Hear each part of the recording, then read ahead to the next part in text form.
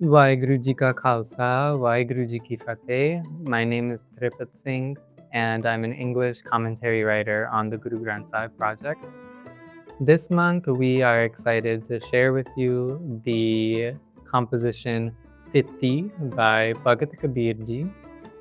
Bhagat Kabir Ji is one of the 15 revered Bhagats, or devoted beings, whose writings are included in the Guru Granth Sahib. Out of the 15 devoted beings whose writings are included in the Guru Granth Sahib, Bhagat Kabir Ji has the most recorded compositions.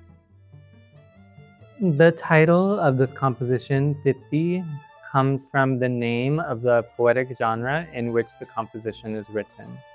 Thiti, like several other poetic genres in the Guru Granth Sahib, is based on a traditional folk method of measuring the passage of time, while other similar genres are based on the cycles like the 12 months of the year, the seasons of the year, or the 4 quarters of the day and night. Thiti is based on the lunar fortnight, which begins with a new moon and ends with a full moon, a period of about 2 weeks. As such, this composition opens with a salok and then takes us through 16 different stanzas for each day of the fortnight, beginning with the new moon and ending with the full moon. This composition is written in Rag Gauri, a musical mode which invokes a tone of seriousness and longing. It's traditionally associated with the winter season and a longing for the warmth of union with IkOankar, the one creative and pervasive force. In that longing, there is a tone of contemplation and a sense of hope that remains, that connection with IkOankar will be experienced. Bhagat Kabir Ji was a radical saint of medieval South Asia. His approach was not to retain prevailing spiritual practices through simply reforming them. Rather, Bhagat Kabir Ji used the prevailing practices of South Asia as a sort of substrate to cultivate a different path of loving devotion to IkOankar. This path of loving devotion forgoes the belief in ritualistic and calculated disciplines. In this composition specifically, this is about forgoing the idea that certain lunar days are meant for specific ritual practices. In this stanza, on each day, Bhagat Kabir Ji invokes a popular traditional belief or practice and offers a radical alternative approach that brings us deeper into loving devotion to IkOankar. In the 6th stanza, Bhagat Kabir Ji invokes the yogic philosophy of the 6 chakras of the body, or chakras of the body. He says, Chata Khatha Chakra Sahu Disatai Bin Parachay Nahi Tera Rahai Dubta Met Khimma Gehe Rahe Ho Karma Tarma Ki Sool Na Sahe Ho. Our team's transcreation of this stanza is delivering the message through the 6th day of the lunar month. Bhagat Kabir Ji states, the human mind, to satiate the cravings of the body, believed to have 6 chakras, continues to wander in all 6 directions. Without the wisdom, Guru, the mind cannot find steadiness. Abandon your sense of duality and embrace the virtues of patience and forgiveness. Do not suffer by falling into the bondage of empty rituals prescribed by the religious texts. So, the philosophy of the chakras has become quite well known worldwide. Generally, people have heard of this idea that by balancing the chakras in the body, one becomes more spiritually aligned.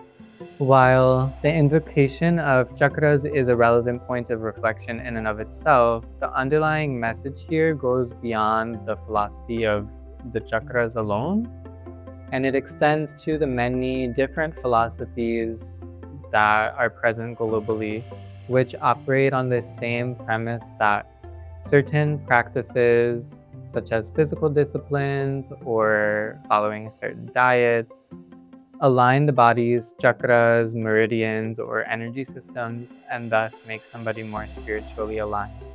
Bhagat Kabir Ji's invocation of the chakras here serves two different purposes. One, it illustrates that from within the body, desires arise and beings are pulled in multiple directions to satisfy those desires. Bhagat Kabir Ji is speaking to the entrapment of such systems which seek to quell or even control those internal forces from where desires arise for the purposes of spiritual growth.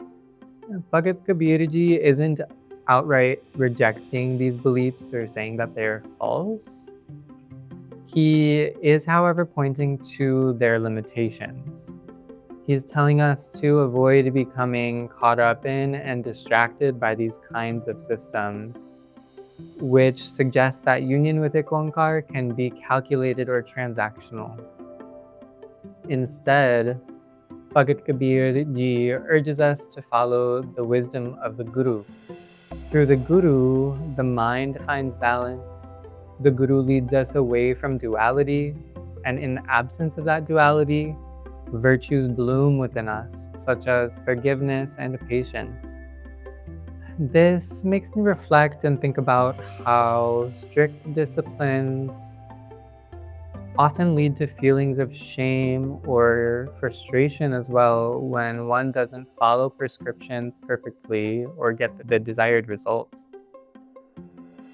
In light of this, the invocation of forgiveness and patience feel particularly ripe here.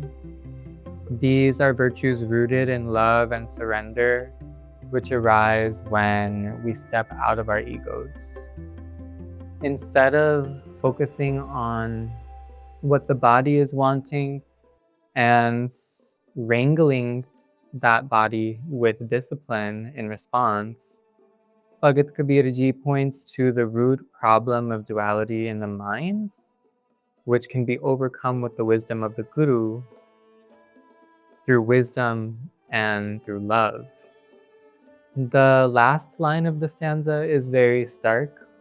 Our team's literal translation of this line is, "Do not bear the pain of ritual practices." I find this line incredibly important and worth reflecting on.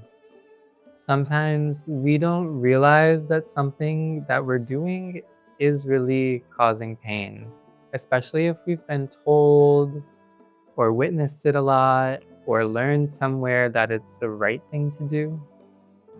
Many times people, especially in spiritual or religious contexts, are just trusting and going along with and doing whatever everyone else is doing because that seems to be the way.